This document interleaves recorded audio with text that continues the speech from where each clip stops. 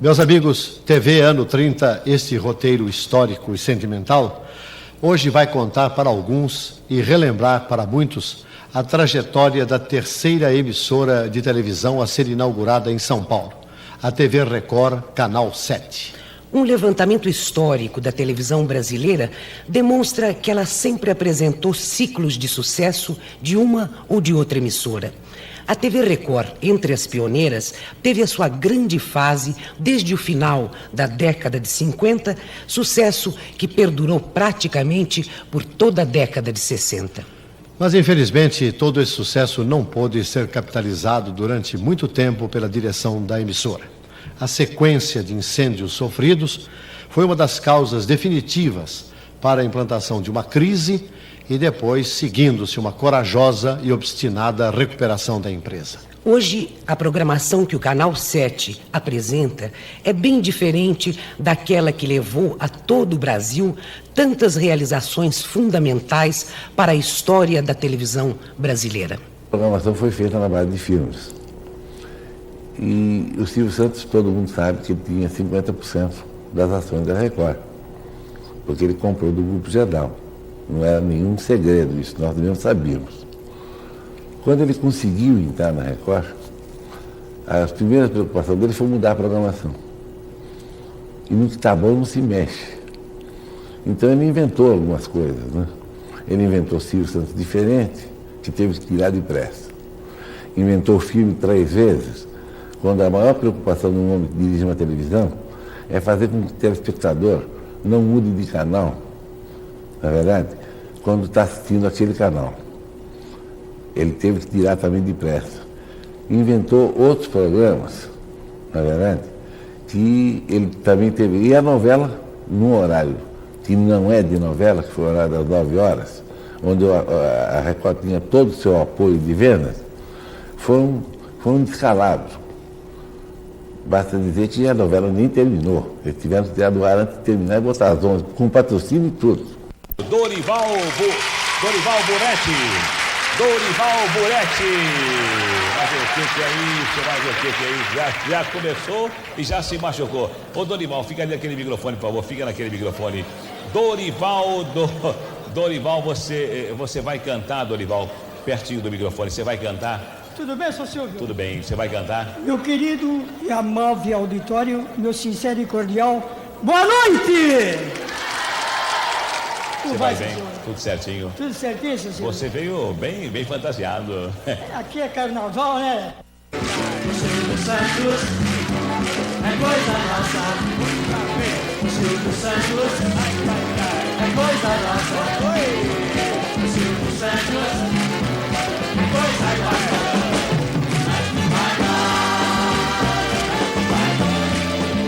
Todo mundo sabe, o telespectador sabe melhor que ninguém, é uma estação de ampla opção. Então o que acontece é que aqueles que não se interessam por novelas ou por teatro, por qualquer coisa, fazem parte, vamos dizer, daquele mundo que realmente está interessado em outro tipo de programação, aparentemente filmes e esporte, que é o que a Record faz em sua maioria. Hoje a Record mantém uma posição muito boa, é a segunda emissora, de acordo com as pesquisas populares, nos 2 institutos de pesquisa, e a opção, que foi quase que obrigatória naquela ocasião, se transformou numa opção, hoje, é claro, com a Record completamente recuperada, numa opção de agrado do telespectador. Esse novo caminho é o que vocês projetam para a década de 80? Não. Para a década de 80, eu diria a você que pelo menos para a meia década de 80, ou um pouco menos até. É evidente que ninguém, no seu íntimo, pode estar satisfeito em ser segundo lugar. Nós temos que tentar disputar o primeiro lugar. E com a programação atual, isso vai ser um pouco difícil, porque nós estamos nos dirigindo a um público limitado. Nós sabemos até onde ele pode chegar. Mas nós temos que nos preparar para abrir um pouco mais o nosso leque e tentarmos resultados melhores. Esse será o nosso objetivo, vamos dizer, de 84 para frente. Mas até lá, eu acho que essa programação que está nos dando o segundo lugar, eu acho que ela vai segurar, ela é tranquila. Recuperada da crise, a TV Record vive hoje uma situação tranquila, sem alçar grandes voos na sua programação. Mas vamos fazer um retorno aos primórdios da TV Record, época plena de um espírito empreendedor e arrojado.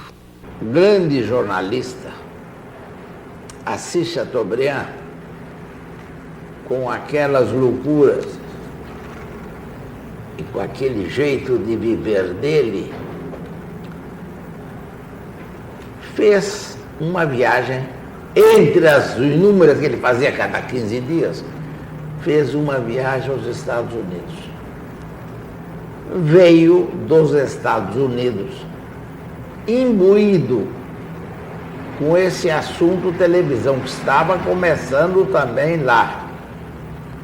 Então, o Assis um dia, depois de receber algumas máquinas, digamos assim, algum aparelhamento, nos chamou no escritório dele, me chamou, que me dava muito com ele, e outros amigos, e resolveu mostrar um pouquinho uma coisa nova que era uma novidade absoluta no Brasil.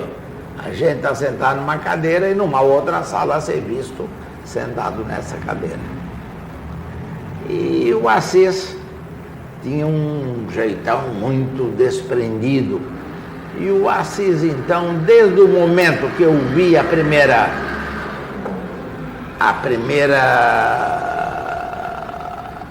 não era uma filmagem, era talvez um videotape primitivo, era alguma coisa, ele me entusiasmou e disse: você não pode deixar, você é um lutador, você precisa entrar nesse negócio de televisão, precisa entrar nesse negócio de televisão. E tanto fez e tanto falou que eu resolvi entrar. E devo dizer que os ensinamentos e os homens que ele trouxe na montagem da TV Tupi de São Paulo nos prestaram um grande serviço, nos auxiliando, nos prestando esclarecimentos sobre o que era um negócio que se chamava televisão, que eu não tinha absolutamente ideia. Sabia por revista, por aquilo, por isto ou por aquilo, que existia um negócio chamado televisão.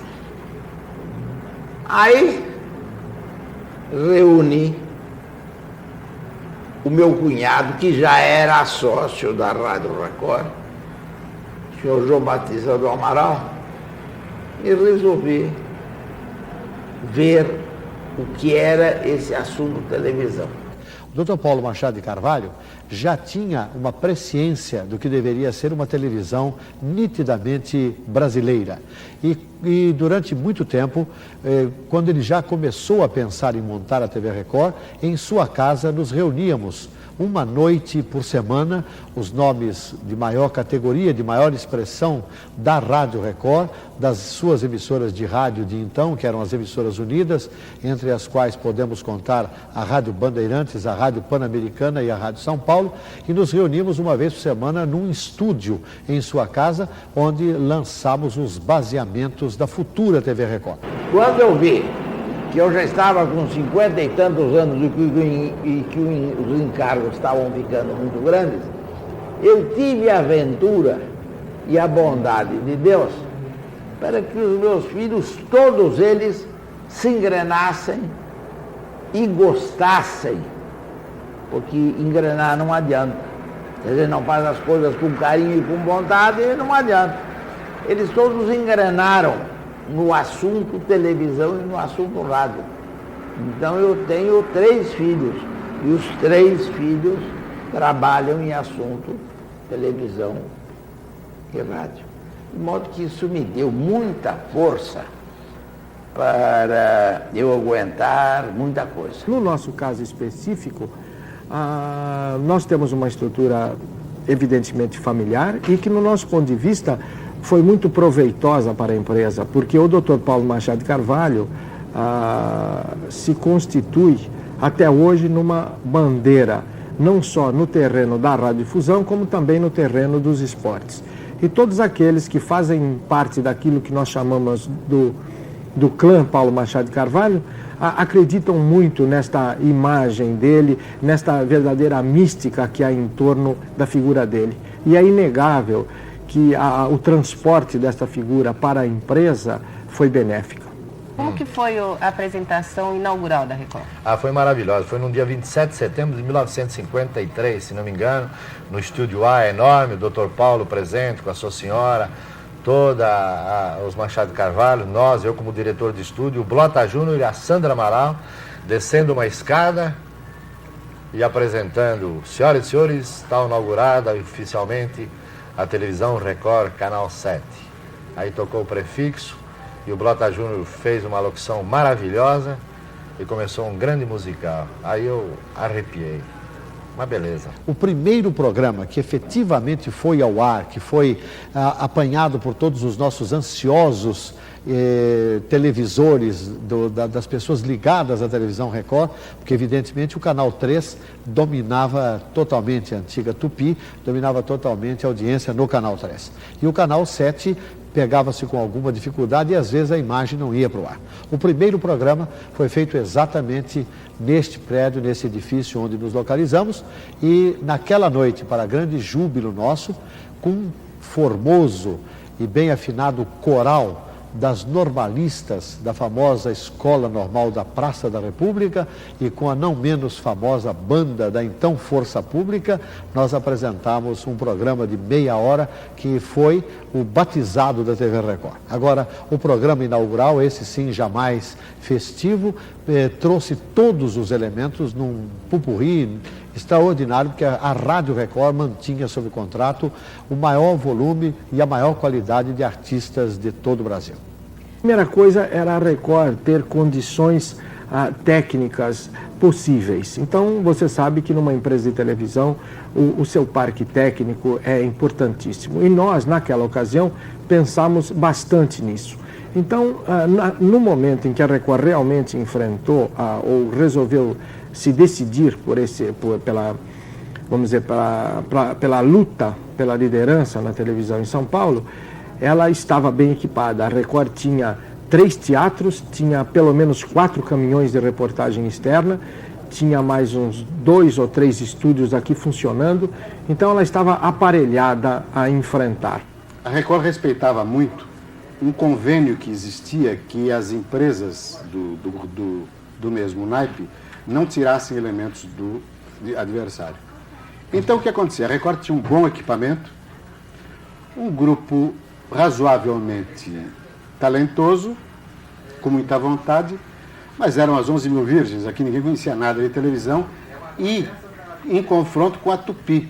Então o desgaste era maior, porque a Tupi já tinha evoluído, já tinha apanhado o que tinha que apanhar, já estava muito lá na frente. E a Tupi começou de uma maneira em que ela não sofreu nenhum confronto, porque era a Tupi, era um deslumbramento, o veículo era um deslumbramento, então todo o telespectador ficava muito grato a tudo que a Tupi apresentasse. Com a Record não foi o contrário. A Record entrou, todo mundo com uma esperança louca, aquela expectativa criada de uma maneira intensa. Quando nós chegamos, dá um tiro na água, nós não sabemos fazer nada. Paulo de Carvalho havia feito questão que todos os elementos que começassem com a televisão Record fossem elementos novos. Não era um pessoal profissional e que tinha muito a aprender. Então nós fizemos um curso de 6 meses com um engenheiro americano e ele foi nos ensinando tudo o que era importante na televisão, que eu acho que hoje em dia quase não acontece mais. Naquele tempo você aprendia a alinhar uma câmera, você aprendia a fazer a câmera, a lidar com o boom, com o microfone e ao mesmo tempo fazer áudio, switch, o que era uma mesa de corte, a sequência, a linguagem. A década de 50 foi praticamente a década de inauguração, dos anos de inauguração da Record. Naquela ocasião, nós estávamos também procurando caminhos. Enquanto a TV de vanguarda estava aqui, as grandes sequências teatrais que a Tupi ia colocando no ar, por outro lado, nós estávamos fazendo o Teatro Cacilda Becker, 4 anos nós fizemos. Nós tínhamos um Silveira Sampaio que nunca mais apareceu ninguém no lugar dele. O lugar dele está vago até hoje. Então foi uma época de escola de televisão, não tinha aquele negócio, para que eu errei, não. Vamos lá, rapaz. É o NHS. NHS era a sigla da televisão brasileira. NHS. Na hora, sai. E saía mesmo. Alguns programas eram produzidos na TV Rio. Programas com quase a maioria deles dirigido pelo Carlos Manga. Outros eram produzidos em São Paulo. E havia um intercâmbio de programas. Porque a TV Rio pertencia ao João Batista de Amaral, cunhado do Paulo de Carvalho, sócios na TV Record, um pequeno interesse na TV Rio, então havia um intercâmbio. A TV Rio tomou a iniciativa de fazer um link com São Paulo. Então nós temos um link, 2 micro-ondas, uma no Pico de Itatiaia e outra no Pico de Itapeva, que faziam transmissões de alguns programas. Uma coisa terrível, muito precária. Em cada 5 programas, talvez 2 valessem. Eu que os vendia, ficava numa expectativa danada. E a maioria dos programas eram oriundos de São Paulo. Inclusive teve um famoso show 713, exatamente porque era o 7 do canal 7 e o 13 do canal 13. Mas a ligação de micro-ondas era muito precária e a ideia da programação em rede acabou não vingando.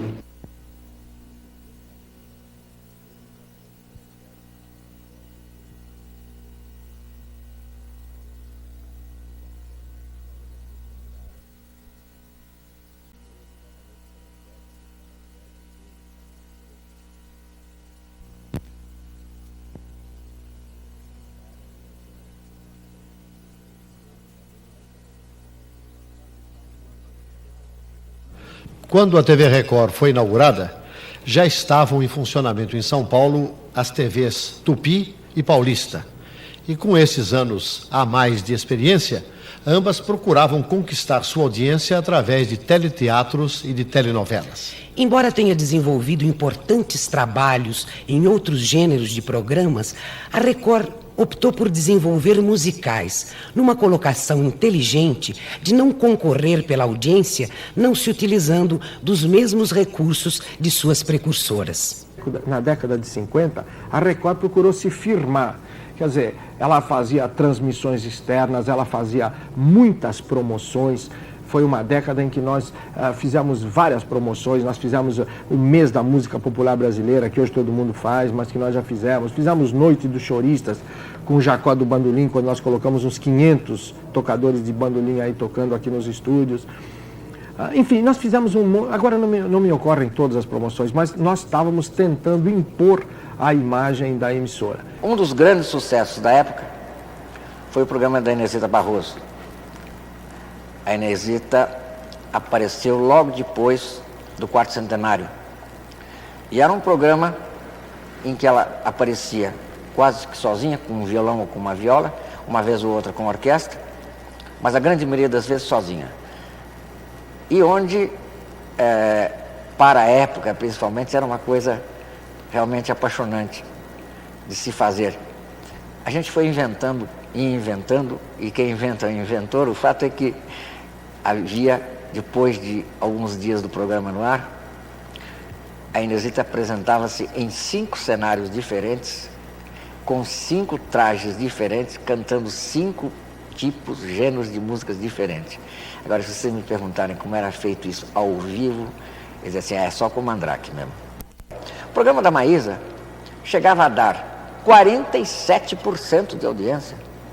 Um programa às 8h30 de quarta-feira, ao vivo. O Conjunto Farroupilha, por exemplo, que inaugurou uma coisa rara naquela época, de fazer programas dublados, inteirinhos dublados. Eles tinham uma harmonia muito bonita, eram muito versáteis também, e começamos a fazer programas dublados. Não apareciam os microfones e o público começou a prestar atenção. Disse, claro que esse programa foi dublado. Não tinha microfone, nem instrumento. Então eu fazia assim. Às vezes eu fazia o programa dublado, eles todos tocando instrumento e aparecendo no microfone. O programa era dublado. E outras vezes, o contrário, que o programa era ao vivo. Então não dava para entender mais nada. Depois nós tivemos 2 grandes fases de trazer artistas internacionais. A última, a mais recente, foi aquela do Teatro Record, onde todos os grandes nomes, com exceção talvez de Frank Sinatra, que tivemos a felicidade de ver ultimamente aqui no Brasil, mas todos eles passaram pelo nosso palco. O convívio que eu tive através do Puma Júnior com a criança foi muito bom, porque eu punha todo o meu amor naquela criança. O Puma Júnior eram umas mesinhas, uma sala onde onde se servia o produto, lá o milkshake, se servia o pão, torradinha, e passavam desenhos animados. Às vezes, muita gente me criticava, que eu falava demais e que não dava para passar tanto desenho animado. Você está vendo que eu falo demais, não me dê muita corda não, que é um perigo. A Gincana de Bom foi um acidente, para ser feito pela Sônia Ribeiro. Mas até o anunciante se manifestar a respeito do contrato, passou um hiato, um tempo razoável. E nessa oportunidade a Sônia Ribeiro estava de férias. Aliás, fim de férias. Eu ia fazer apenas os 2 primeiros programas. Como eu não tinha nenhuma responsabilidade assumida em contrato, eu fiz o programa com o pé nas costas. Então, ao invés de tratar a criança de meu benzinho, porque eu acho isso supinamente chato, meu benzinho, como é o seu nominho, quantos aninhos você tem? Isso irrita qualquer criança. E por incrível que possa parecer, eu também já fui criança. E trouxe essa irritação do berço. Meu benzinho, meu queridinho, quando nominho você tem, eu diabo que carregue. Então, como eu ia fazer só 2 programas, eu comecei a tratar a criança de compadre. E discutia, dando à criança a oportunidade de discutir de pé de igualdade.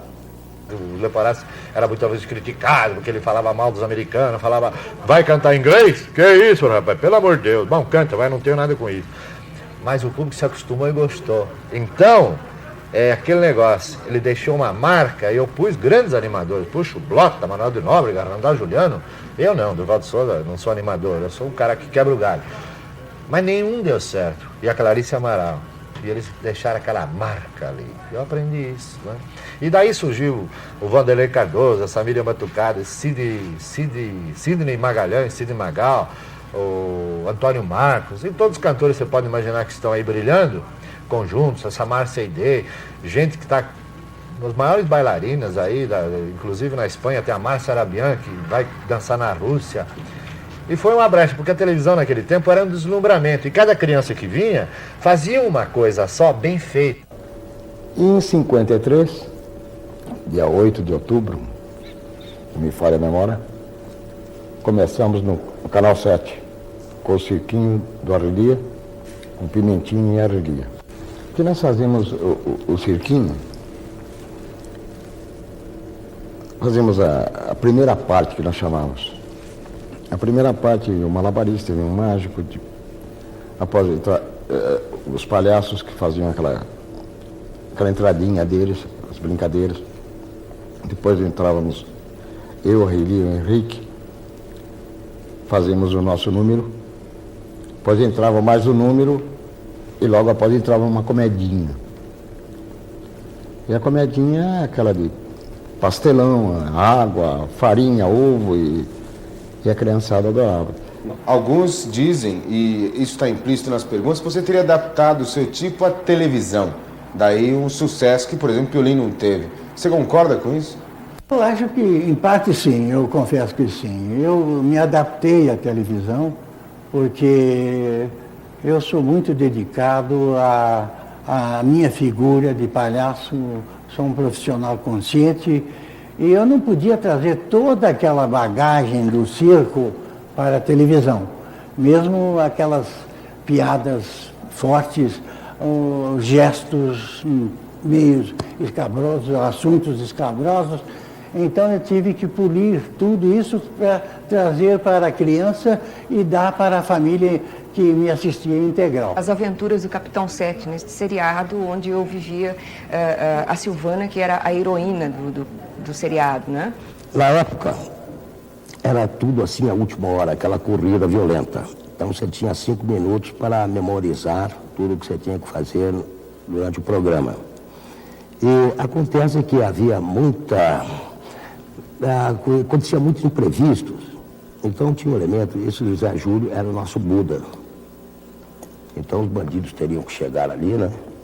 E eu fazia aquela briga violenta, todos os elementos da televisão participando. E o chefe dos bandidos tinha que chegar naquela gruta onde estava o Buda. Mas era um homem que pensava mais de 100 quilos. Quando chegou na hora H, eu falei, olha, cuidado para não cair, hein? Tá. Quando chegou na hora, faço aquela violência, tá, metralhadoras das costas, todo negócio correndo. Quando chego ali, o bandido, chego perto do bandido, o bandido chegou perto do Zé Júlio. O Zé Júlio só tinha que levantar a mão, né? O baixo burro.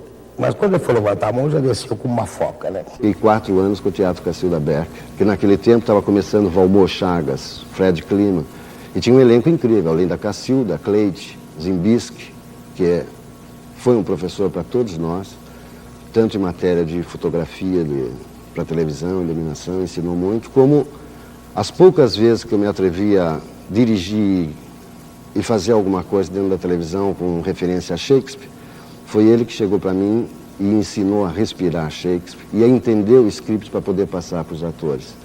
A Record não gostava de teatro. Alfredo de Carvalho não gostava mesmo. E dizia francamente, olha, por mim vocês não fariam teatro aqui. Mas a Mercedes-Benz escolheu a Record e era um patrocinador muito forte. Então nós assinamos um contrato de 3 meses, que foi renovado por mais 3, depois foi renovado por mais 3, depois foi renovado por mais 3. O sucesso foi total. Lá nos revisávamos, inicialmente Sérgio, depois Wanda e eu, fazendo as adaptações e as direções. Mas ali eu fiz uma coisa que eu achei que deu um excelente resultado. Eu misturei atores de teatro com atores de televisão, do próprio cast da Record. Randall Juliano, Hélio Ansaldo, mais tarde Arlete Montenegro, Carmen Silvia, enfim, todo o pessoal da Record trabalhou conosco também. E fizemos, por isso, uma amizade muito grande, nos demos muito bem e acho que uns completaram os outros. E aos poucos, quando a coisa foi continuando e começaram as novelas, aí aos poucos, mas lá, lentamente, os atores de teatro entraram nas novelas. Em 64, um dos maiores sucessos que eu cometi na televisão, que foi o Direito de Nascer, que eu comprei os direitos do Direito de Nascer, não foi produzido pela Record, foi produzido pelo Cassiano no Canal 4 de São Paulo e retransmitido no Rio, no Canal 13. Uma das últimas experiências em telenovela apresentada pela TV Record foi O Espantalho, de Ivani Ribeiro, uma produção dos estúdios Silvio Santos. Foi o começo que todo mundo começou em televisão, quer dizer, todo mundo que está hoje em televisão, a maioria das pessoas, exatamente começou na TV Rio. A TV Rio foi uma grande escola de televisão. E principalmente de jornalismo, porque tem muita gente de jornalismo que começou nessa fase da TV Rio. O próprio Armando Nogueira, que hoje dirige a Globo, começou na TV Rio, em programas nossos. Na TV Rio, nessa época, eu não fazia telejornalismo. Telejornalismo, para mim, é um programa diário, é o jornal diário. Nós fazíamos um programa de entrevista de preto no branco, que era o Sargentelli, que fazia entrevistas fora de cena, e aqui em São Paulo nós fizemos na Record, chamado Pingos nos Is. Foi um programa que teve muita audiência na época aqui em São Paulo. TV Record, Canal 7. O Silveira Sampaio sempre exigiu e sempre teve carta branca por parte da emissora. Então, durante todo o período em que a liberdade do programa estava vinculada exclusivamente à relação emissora-produção do programa Silveira Sampaio, ele nunca teve essas restrições. Quem tem medo da verdade? Um programa produzido e apresentado por Carlos Manga alcançou grande sucesso pela forma com que a equipe de entrevistadores dissecava a personalidade do entrevistado. Que santo fizeram? Eu nunca fui atrás de você por lá, não, minha filha. Nunca fui lhe procurar, não. Nunca fui lhe procurar lá, não. Eu nasci no Rio de Janeiro, não vem com onda, não, que eu perco a esportiva aqui. Eu nasci no Rio de Janeiro. E vamos acabar. Olha, e daí? Você quer promoção. Eu não quero dar pra você. Quem quer promoção é você que veio nesse programa. Aquele outro que você faz não me dá promoção. Eu vim aqui porque Mas nesse programa que fazemos hoje na Record, a característica é que a notícia é comentada. E às vezes comentada sobre aspectos diferentes. Para que não nos tornemos repetitivos, cada um de nós, ou Murilo, ou Maurício, ou o Padre Godinho, procura dizer coisas diferentes sobre aquela notícia. De forma que o telespectador ganha uma gama de possibilidades de interpretar aquela notícia. E daí o êxito, talvez, do programa. Com o seu espírito pioneiro, a Record foi levada a cometer algumas ousadias na área técnica. E assim, no seu arquivo consta que as primeiras transmissões do Rio de Janeiro, Campinas, Araraquara e Piracicaba foram feitas pelas equipes técnicas do Canal 7 de São Paulo. Em 1956, a Record fazia a primeira transmissão oficial de TV diretamente de Campinas, usando o slogan que ficou célebre: 100 quilômetros à frente. A Record fez a primeira ligação, a primeira transmissão Rio-São Paulo. Havia aqui alguns técnicos norte-americanos que vieram com o equipamento para que os nossos homens pudessem tomar um contato e ter um conhecimento melhor. Então, quando pretendemos transmitir do Rio, saíram os nossos técnicos e saíram os técnicos norte-americanos. Eles, os americanos, chegaram à conclusão que nós precisávamos de 8 micro-ondas para fazer a ligação. Nós tínhamos 3, não era possível. Os nossos homens diziam que com 4 nós faríamos a transmissão. Então pedimos um micro-ondas emprestado para a TV Paulista e saímos daqui com o nosso caminhão distribuindo um micro-ondas na Serra do Japi, outro mais para frente. E no sábado à tarde do Rio de Janeiro, nós transmitimos um páreo do Jockey Club. A grande programação era no domingo de manhã, que nós tínhamos a praia, fizemos ali da praia de Copacabana, frente aos estúdios da TV Rio, no antigo Cassino Atlântico. E quando nós entrevistávamos alguém, dizia: você está falando diretamente para São Paulo, está aparecendo em São Paulo agora. Ninguém acreditava. Depois nós fomos para o Jockey Club à tarde e à noite transmitimos dos estúdios da TV Rio. E voltamos a São Paulo, todos os técnicos, os homens que trabalharam, e os americanos disseram: nós não temos nada para ensinar para vocês. Quando nós fizemos a primeira transmissão de Campinas, foi com as maiores dificuldades. Porque não havia nenhuma condição, não havia micro-ondas, não havia nada. Depois houve um jogo Brasil e Itália. E esse jogo nós resolvemos transmitir do Rio para cá. Nosso técnico na ocasião é técnico até hoje. Nós temos um carinho, um respeito especial por ele, Reinaldo Paim é o nome dele. E o Reinaldo então improvisou em Ilhabela e eu acho que no Itapeva. Nós improvisamos antenas com tela de galinheiro e conseguimos trazer a imagem do Rio de Janeiro até São Paulo e transmitimos esse jogo. Bom, essa transmissão, daí a pouco nós recebemos técnicos aqui, ingleses e americanos, e que nos diziam que não era possível que essa transmissão, com aquelas condições, pudesse ter sido realizada. E eles chamaram até esta transmissão de voo do besouro. Você sabe que o besouro, pelos princípios da aerodinâmica, ele não pode voar, ele não tem nenhuma condição de voar, e voa. Nós não tínhamos nenhuma condição de fazer essa transmissão externa do Maracanã, certo? E fizemos. A TV Record foi a primeira emissora, naquela ocasião o Tuto, Antônio Augusto Amaral de Carvalho, era o responsável por esse setor. Foi a primeira emissora a colocar câmeras atrás do gol, a colocar uma câmera para detalhar a torcida, além das câmeras normais que transmitiam o futebol. A TV Record levava para o estádio 5 câmeras. Quando a Record resolveu voltar ao esporte, contratou o Geraldo José de Almeida. E para preparar a chegada do Geraldo José de Almeida, eu voltei a transmitir futebol, isso depois de 15 ou 17 anos. Veio o Geraldo, fez a excursão do Brasil pelos Estados Unidos e, infelizmente, vocês todos sabem, nós perdemos o Geraldo José de Almeida. Precisávamos criar um outro locutor que fosse completamente diferente daqueles que normalmente transmitem futebol pela televisão. E escolhemos o Silvio Luiz. O Silvio Luiz, que narrando é o torcedor da geral. Vai, Morales, vai. Não enche, rapaz. Vai.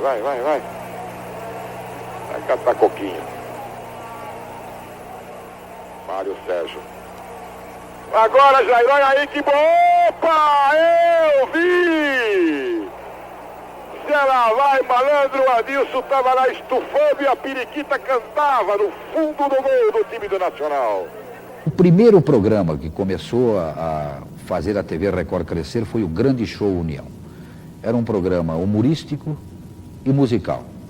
Este programa não tinha segredo nenhum. Nós criamos aqui, no antigo cirquinho da TV Record, que hoje é o estúdio Tigrinho da TV Record, nós tínhamos um palco, fizemos no centro do palco, ou seja, na pista, nós fazíamos os números musicais e tínhamos 2 mini palcos de teatro. Então não havia videotape naquela época. O que nós tínhamos que fazer? A cortina era a ligação entre os quadros. Terminava o quadro do Renato Corte Real. Ia começar o quadro da Nair Belo, ou da Maria Tereza. Fechava uma cortina, abria outra, era a ligação. E o programa alcançou grandes índices de audiência. Aí veio a turma do Manuel de Nóbrega, com todo o seu pessoal da Praça da Alegria.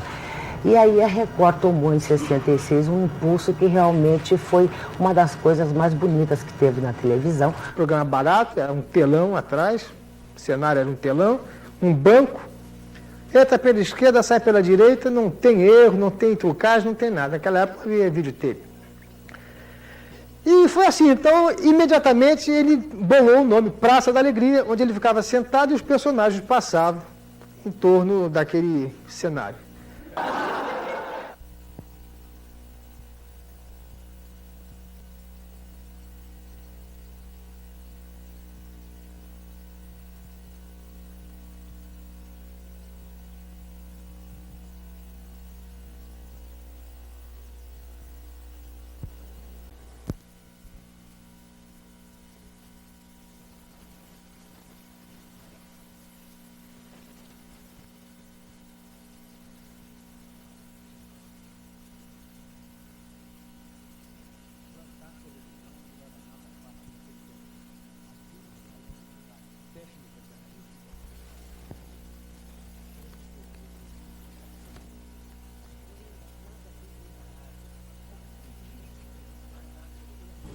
Plantar televisão não era nada fácil naquele tempo.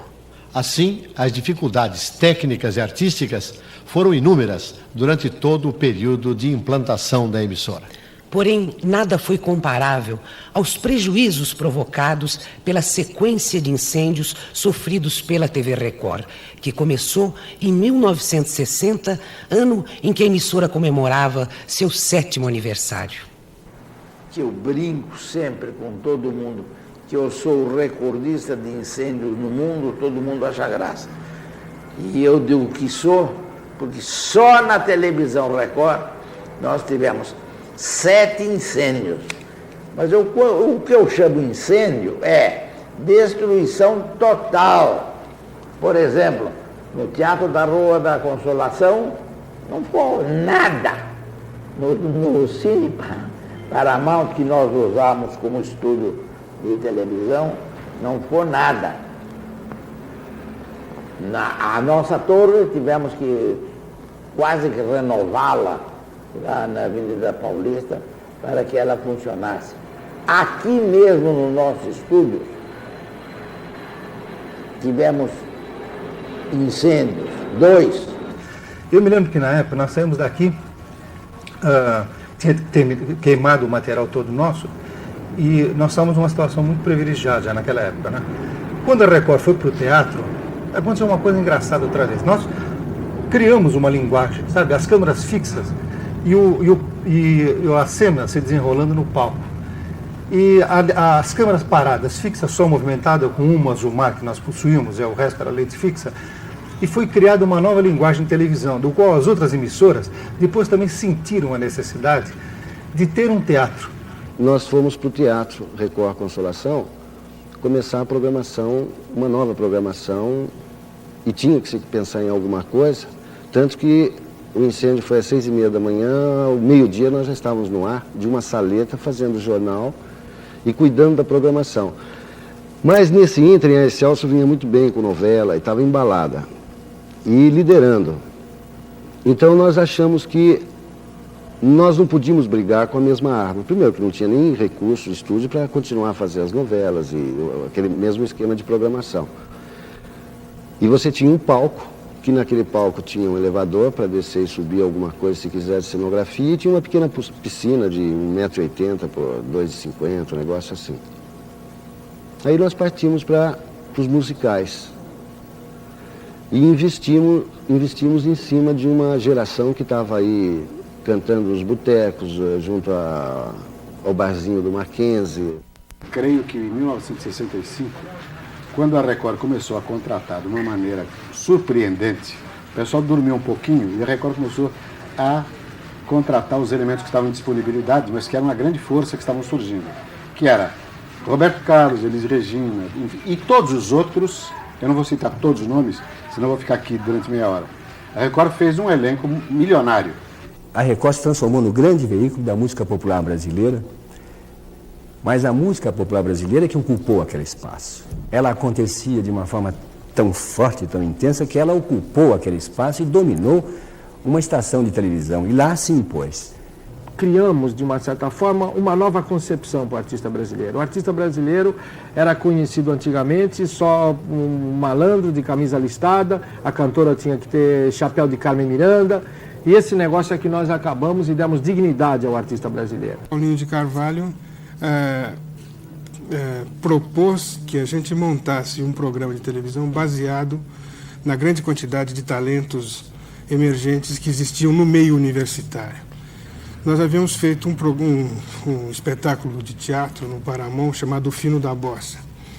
E, para essa nova proposta da TV Record, nós organizamos um espetáculo no Colégio Rio Branco, chamado Primeira Audição. Esse programa que foi gravado pela Record, depois transformado em quatro programas que foram transmitidos pela própria Record. Os festivais da Record, eles deram um impulso à música popular brasileira, um dinamismo à música popular, é indiscutível. O Chico Buarque nasceu no festival, o Elis Regina nasceu no festival, o José Fugiu nasceu no festival. Então o Geraldo Vandré nasceu no festival. Eram pencas e pencas de talentos que apareciam e que os festivais metabolizavam, então nas ruas, e vinham logo as gravadoras de disco, e imediatamente eles ficavam famosos. Copiar o Festival da Record é difícil, por quê? Porque o clima inerente aos festivais da Record era próprio da Record, do teatro da Record, das paredes da Record, das lâmpadas, das câmeras, de todo mundo. Essas coisas não se criam, essas coisas simplesmente existem e deixam de existir. Não há possibilidade de se copiar isso. Contra o vento, sem silêncio, sem documento, no sol de quase dezembro, eu vou. O sol se reparte em crimes, espaçonaves, guerrilhas, em cardinales bonitas, eu vou. Em caras de presidentes, em grandes beijos de amor, em dentes, pernas, bandeiras, bomba e Brigitte Bardot.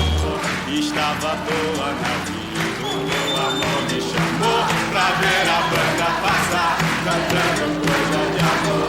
A minha gente sorriu, despediu-se da dor, pra ver a banda passar, cantando coisa de amor. O velho fraco se esqueceu do cansaço e pensou em dar almoço pra sair no terraço e dançou. A moça feia debruçou na janela, pensando que a banda tocava pra ela. Mas o mundo foi rodando nas patas do meu cavalo, e já que um dia montei, agora sou cavaleiro. Laço firme, laço forte,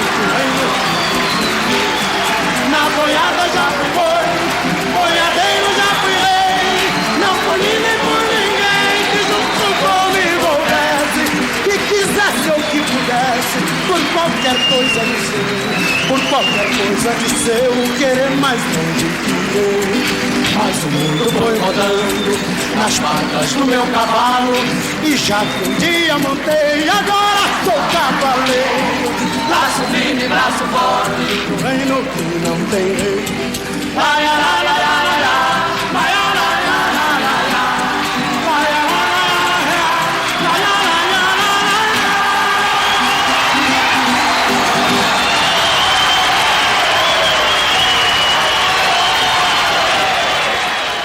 eu acho que o que importou não foram os festivais, não foi a fama no festival, mas foi sim o momento que a cultura brasileira e em extensão a música vivia naquela época, naquele momento.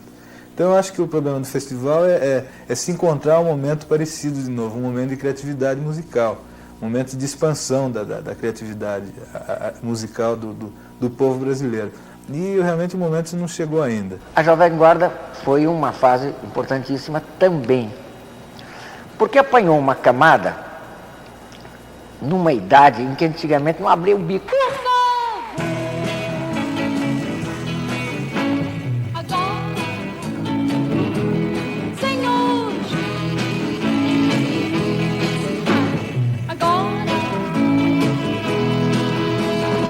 Éramos um grupo no Rio de Janeiro, fazendo um rock, fazendo música com guitarras elétricas, né? E foi uma consequência da outra, um pouco Beatles estourando no mundo e tal, e de repente o Roberto se fixou em São Paulo, aconteceu com a música, explodiu com a música, e foi de encontro aos interesses da direção da TV Record, de fazer um programa só de gurizada, né? Mas uma coisa sem grandes proposições, assim, de ser um grande programa, de ser uma coisa... Vamos botar a garotada lá domingo para ver o que acontece, né? E aí, de repente, estourou, assim, um movimento acontecendo assim no Brasil inteiro, juntou o grupo do Rio de Janeiro com um grupo aqui, era a Rony Cora, era a Demetrios, era um outro grupo, juntamos todos e aconteceu, quer dizer, foi uma coisa natural. O Roberto, com aquele carisma maravilhoso que ele tem e que resiste ao tempo, é incrível, mas ele tem uma capacidade de criação enorme, uma sensibilidade. Eu sou um macaco do auditório dele tremendo. Eu acho ele uma coisa raríssima que acontece de tempos em tempos. Ele conseguiu deixar aquela meninada adoidada. Não sei mais o que faço pra ninguém saber que estou gamado assim. Se os dois souberem, nem mesmo sei o que eles vão pensar de mim. Eu sei que vou sofrer, mas tenho que esquecer que é dos outros não se deve ter. Vou procurar alguém que não tenha ninguém. Pois comigo aconteceu gostar da namorada de um amigo meu. Comigo aconteceu gostar da namorada de um amigo meu.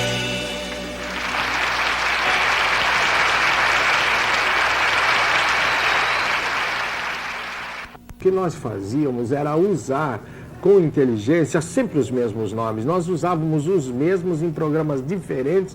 Aí nós surgimos com o show do dia 7 e quando nós queríamos fazer um Família Trapo especial, nós colocávamos alguém de grande prestígio no programa. Então nós ficávamos mais ou menos girando com aqueles nomes. Então nós começamos, Newton Travesso, Manuel Carlos e o Tuta, Antônio Augusto Amaral de Carvalho, eu e o Jô começamos a bolar.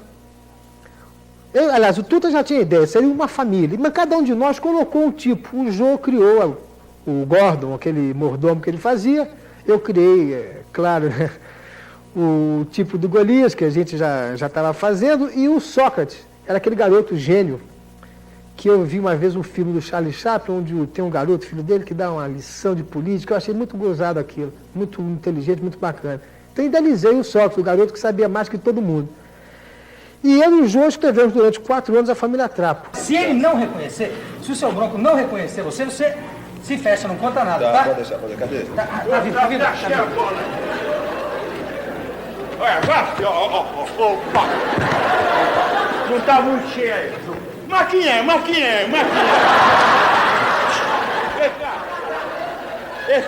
Esse aqui que vai jogar? É esse. Infelizmente não vai dar.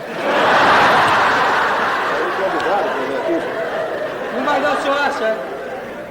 Olha aí, tá tudo meio mole. Você vê, a gente percebe que nunca fez um individual. Faz mais ou menos uns 2 anos que eu não faço. É tal coisa. Vocês querem enterrar o time. Não pode, filhote. Você desculpa, mas eu tô na minha posição. Eles me convidaram, eu também tô na minha posição. Você tem que jogar. Você vê, eu não posso entrar, botar o time no campo que me falha na hora H. Eles querem botar você pra comandar, não pode. Olha aqui, eu vou fazer o seguinte. Nós vamos fazer agora aqui. Eu vou te ensinar como é que é o negócio. A paradinha. Vou ver. Faz a confusão na área, faz a confusão na área. Atropelo! Agora. Não, isso aí você cai, filho.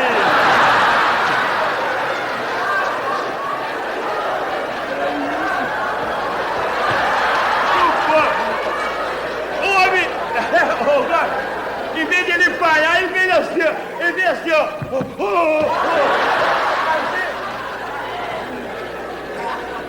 Não ri. Você quer aprender, menino? Vamos!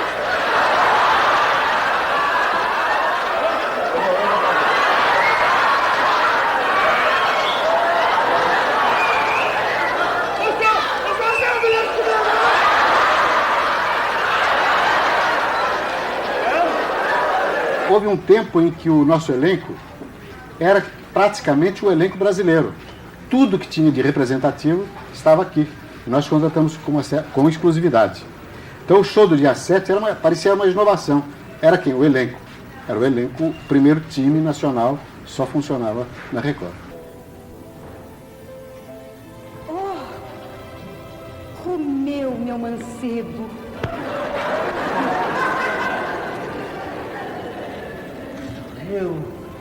Julieta, minha pilantrona. O que você veio fazer aqui, Romeu? O que você veio fazer? O que eu vim fazer? Uma entrevista, pode ser domingo?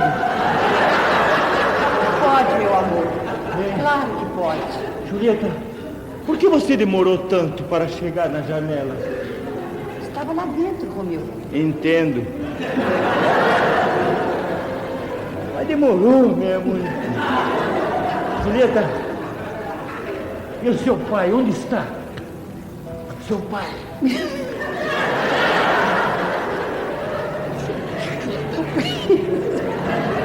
Seu pai. O príncipe de Verona mandou chamá-lo.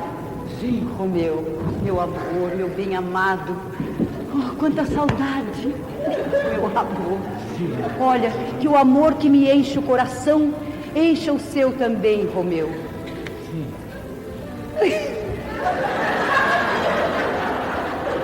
O que você fez? Está rindo de emoção, Julieta? Não, meu bem. Estou notando que você está com o rosto um pouco cansado. Sim. Você já jantou? Forrei. Hoje eu forrei dele. Forrei. Julieta. O que o meu amado comeu? 3 quibe e uma garapa. Ah, Julieta, quase que ele traga 3 esfirras, Julieta. Espere, Romeu. Calma, Romeu. Tô louco, Julieta. Ai, que tortura desgraçada. Julieta. Romeu, calma. Fala, Julieta. Eu vou lá dentro e já volto. Outra vez, Julieta? Naquela época, o que representava o Roquete Pinto como premiação? Não é pretensioso dizer que seria um Oscar. Levavam a sério, o negócio era muito bem feito e nunca faltou ninguém para receber o prêmio, que era muito importante. E nunca teve esse problema de ser de uma estação ou de outra, de uma rádio ou de outra. Era uma premiação feita por jornalistas, a Record também participava, e tinha um prestígio muito grande. Não só a entrega, como a festa, que a gente fazia loucuras, né? dentro daquele teatro, com um ordimento pequeno, mas a gente fazia o sujeito atravessar num cabo de aço nadando, botava piscina, araras, fazia aqueles shows aí, que era um negócio incrível. E agora um pouco de ginástica mental.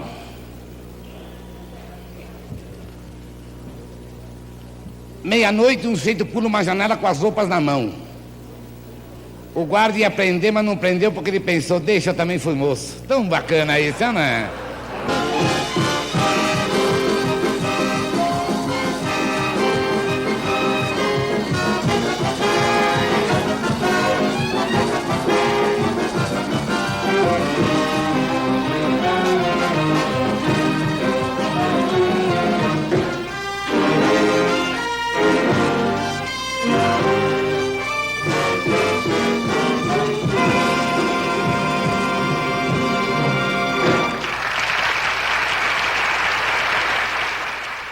Hebe, agora vamos entrar um pouquinho na época da TV Record, com seu programa Hebe. Como é que foi a experiência? Bom, eu acho que foi a fase maior da minha carreira. Porque na televisão Record, ali não era o sucesso de um artista. Era a televisão Record que estava fazendo sucesso na época. Era o ciclo da Record. A emissora tinha, na ocasião, a possibilidade de criar ídolos ou de criar grandes figuras muito rapidamente. Então, se você voltar um pouco ao passado, você vai se lembrar que Carlos Imperial foi um grande nome aqui em São Paulo no tempo desta Noite se Improvisa. Ele conta sempre isso, ele não pagava táxi, não pagava jantar, não pagava coisa nenhuma. Foi criado dentro dos nossos estúdios, e nós criamos uma figura para ele, que era aquele corintiano, revoltado, enfim, aquela coisa toda, mas que entendia a beça de música. E assim, vários tipos foram criados, mas é que a emissora tinha força para isso. Agora, independentemente disso, nós temos que pensar naquela geração que surgiu. Nós podemos comparar aquela geração de cantores e geração de artistas à própria geração de futebolistas do Brasil. Hoje nós temos grande dificuldade, vamos dizer, em armar uma seleção brasileira, porque nós não temos mais 6 ou 7 gênios. Quer dizer, nós temos que aguardar mais uma época para que novos gênios surjam. A última seleção que nós tivemos foi a seleção de 1970, era uma seleção genial.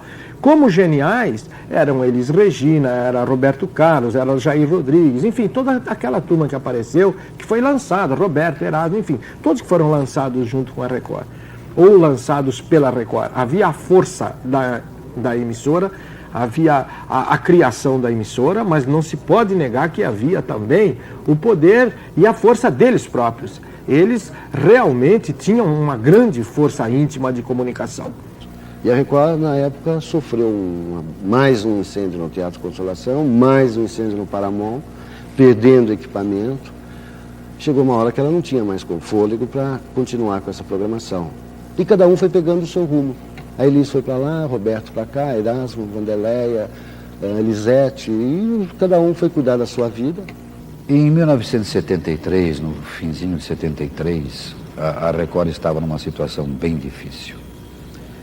Sem equipamento, sem estúdios, sem os 2 teatros. Então, a solução da TV Record foi partir para a exibição de filmes. E assim, meus amigos, TV Ano 30 contou e mostrou um pouco da história e da trajetória da terceira emissora de televisão a ser inaugurada em São Paulo, a TV Record, Canal 7. Sônia, nós vivemos tanto dessas horas e tanto dessas emoções, e você não fica assim um pouco tomada de saudades, a gente relembrando quanta coisa bonita viu acontecer? Realmente, eu acho que esses programas falaram tão de perto ao meu coração, ao nosso coração. Nós estivemos presentes em todos esses momentos. Mas eu sei que foram programas que marcaram a televisão brasileira. Mas eu acho que está na hora da gente deixar um pouquinho a saudade de lado e partir para o futuro. Um futuro glorioso que espera a nossa grande televisão brasileira. Vamos assim, então, juntos para esse futuro, na expectativa de que a televisão possa dar ao nosso Brasil tudo aquilo que ele precisa em matéria de entretenimento, de cultura, de informação e principalmente de solidariedade humana. Muito obrigado.